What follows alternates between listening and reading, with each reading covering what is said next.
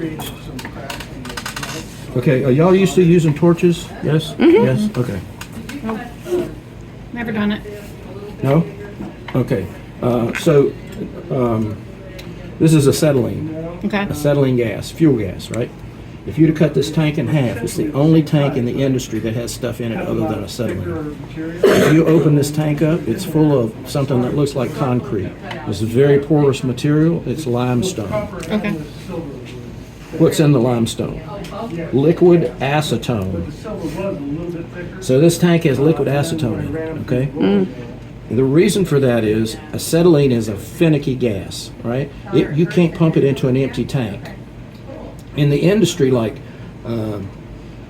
propane, oxygen, nitrogen, hydrogen, all those tanks are empty other than the gases. Okay. This is the only tank in the industry that's funky and has that in it.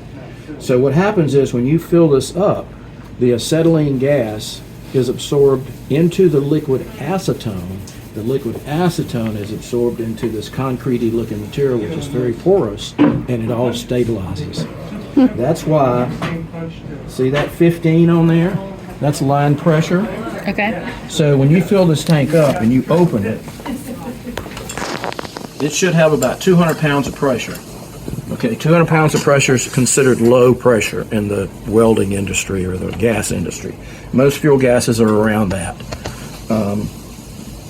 You always read the inside, that red, okay? So this gauge will go up to 400 PSI, right? Now we have 160 maybe PSI in this tank. That means it's not completely full, but it's pretty full. Now, what happens is you're taking that 250 pounds or whatever it reads on the tank pressure. This is tank pressure. This is line pressure. So if you were to cut this thing in half, this regulator, the purpose of it is to take this pressure and reduce it coming out here and into here. Make sense? Mm-hmm. Okay. The 15 means don't go over 15 pounds of pressure in this line. Okay? Because what's going to happen? The gas becomes unstable, and you're going to spit some of that liquid acetone through here, and it's going to get in your hose and mess up your regulator and everything else.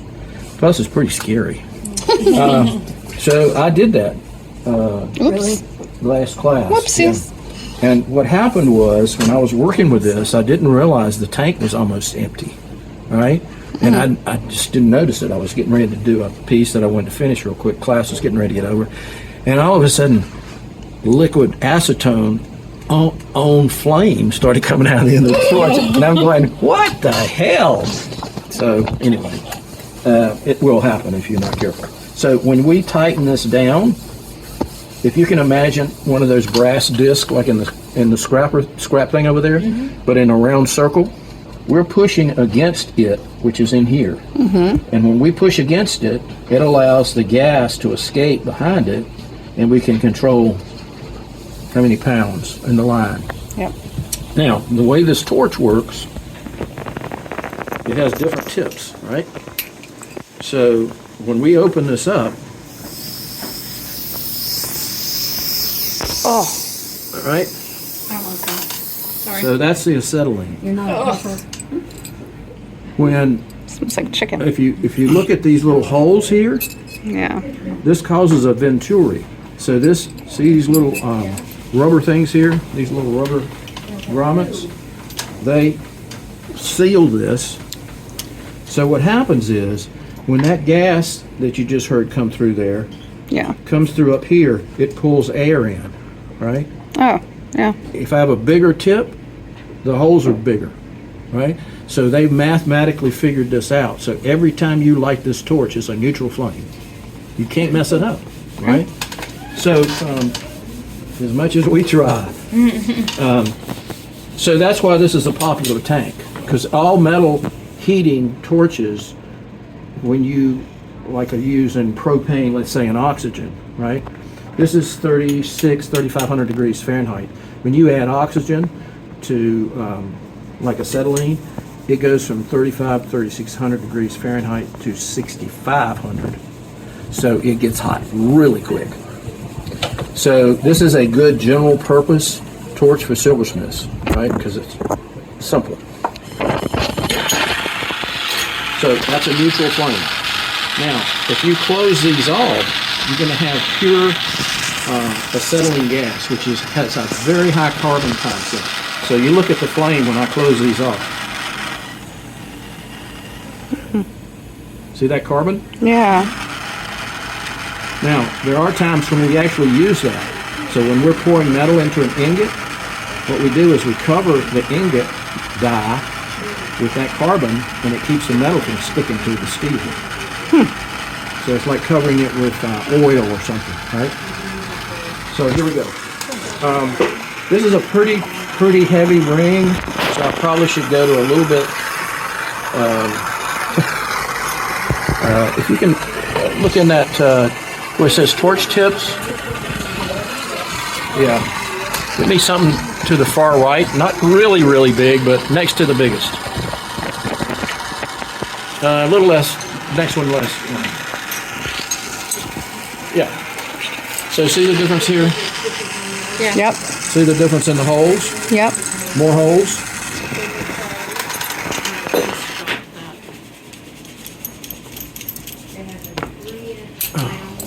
Why do you want to change it out Because it's going to take me a long time to get it all up to temperature. with that This smaller is one? just bigger. Yeah. So it covers more space faster. Yeah. It's a little scary. So you're like, yeah. The wow factor. It's a more manly torch. Give me that big torch. My flux is all dried out too. That's all right. It won't stay. Meanwhile, I'm looking at that one like, that looks just fine. I'm looking at it going, do I really want to play with that flame? Okay, so we're going to put a little bit, solder fell off. We're going to put a little bit more solder on here.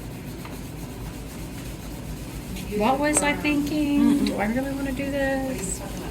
Seems intimidating, but it's totally doable. The last time I did anything like this, I was in college, and I'm just thinking, well, if they gave it to like dumb 21-year-olds, Yeah, but I'm the person who like cut the So tip this of is her a, finger off and broke the other one. This is a okay. starter. Sometimes you Tank can turn it off. blades, you know. Okay, a little bit more. Now I don't have to turn it all the way up. You know, I can bring it down a little softer. yeah.